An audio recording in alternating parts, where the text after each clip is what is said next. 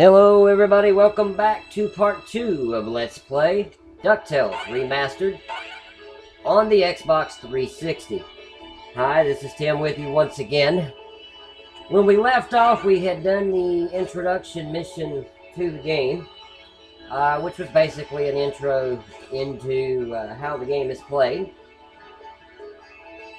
This time, we're going to actually start looking into, I guess what you would call is the game's hub area. The area where pretty much everything is selected from.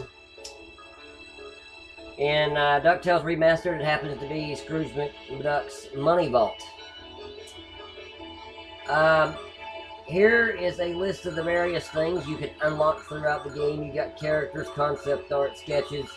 I will probably not get it all unlocked in one playthrough, but it's one of those games that you'll have to do several times in order to get that whole list, if you so choose to get 100% out of the game. This here is Scrooge's actual, like, safe, whatever he called it. And you can dive in, and you can actually swim around in Scrooge's money if you so choose for a little while. There's nothing to gain from it, but it's just sort of fun to play around with. And after you get each of the 5 treasures from each of the 5 different locations in the game, they will also be located in this safe once you collect them all. So with that being said, the last thing is the stage selection, which is right here. It's kind of like in Scrooge's office. I said the safe earlier, the money bin earlier, but this is more of the office, I'd say. You got 5 different locations to choose from: Amazon, Transylvania, African mines, the Himalayas, the moon. The moon has some of the most famous music in gaming history, and that is the theme that came from the old NES. This game, I'm playing the music as the remastered, which is basically just a redone version of the original music. I think it holds true to the original, so I've been using it, and they did an amazing job recreating one of the greatest themes in gaming, but we will get to that later. First of all, I think we're going to start off with the Himalayas. You can pick any stage to choose from. I just always, for some reason, tend to do the Himalayas first. So here we go. Pack my pocket, Duckworth. We're headed for the Himalayas to hunt for the lost crown of Genghis Khan.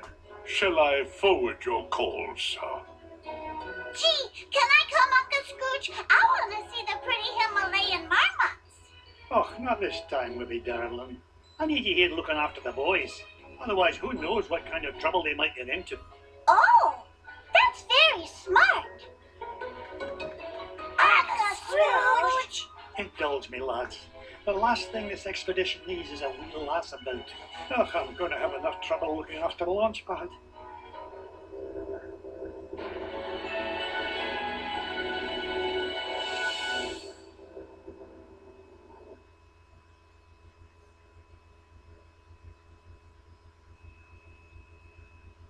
And the game does have some loading screens. I don't have editing software yet, so Launch pad. sorry. I told you to land in the center of the mountain range, not in the center of a mountain. Gee, Mr. McD, I thought that crash was rock solid. The only rocks around here are the ones inside your head.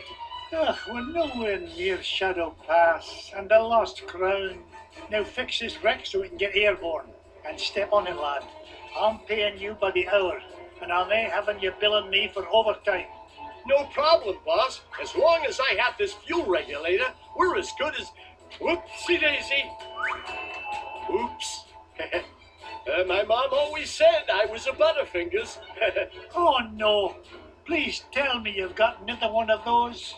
Sure I do. But it's back in Duckburg. Launchpad! Don't worry, Mr. McD. I'll climb down and get it. You'll do no such thing. I'll get it. You stay here and try not to cause any more damage. Okay. You're the boss. Whoa. That don't belong behind the crates. Okay, so here is where we actually start playing the game. Now, as it tells you, you can pause and bring up the map and control certain aspects of it, but I don't really need the map. So as you just heard from the narrative, in the Himalayas, we're going after the lost crown, which we will get at the end from the end boss. But also, as a little side job, our brilliant friend Launchpad, who I love, he's one of my favorite characters from the series.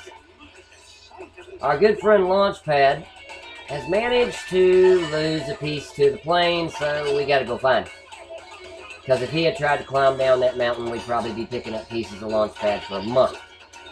With that being said, let's go ahead and let him jump over us like that. The first part here is solid snow, if there is a such thing. In other words, when you pogo in it, you're stuck. So the only time you'll see me pogo is when I'm trying to land on an enemy. There are only two in the upper map area, the bunny rabbits you just saw, and the unicorns. Or, yeah, not unicorns, goats. They have two horns, they look like goats. Or sheep, maybe. Whatever they are, they hop around, and then the bunnies go in a straight line until they reach the end of the line, and then they'll, ouch. Then they'll, jump out at you. So you can kill both of them easily. One pogo stick to the head is all you need. And, you know, you want to go through and collect all the items, which I did miss that diamond, but oh well. In this little area, you want to make sure you come over here. There's a whole birthday cake. Definitely worth it. Remember, birthday cakes fill your hearts completely. Ice cream cones fill one heart. So you want to get the cakes as often as you can. And now we're going to go see if we can find this regulator. Making a lot of money as we go. There it is. Jackpot! Here now, don't touch that. I need it to fix my plane. Stop! Look, it's too late. Those bunny bandits have torn it apart. I've got to find those pieces fast. So, of course, the bunny rabbits take away the parts, so now we gotta go find them. But, will Scrooge find them? Of course he will. Next time. So thank you for watching part 2. See you in part 3. Take care, all.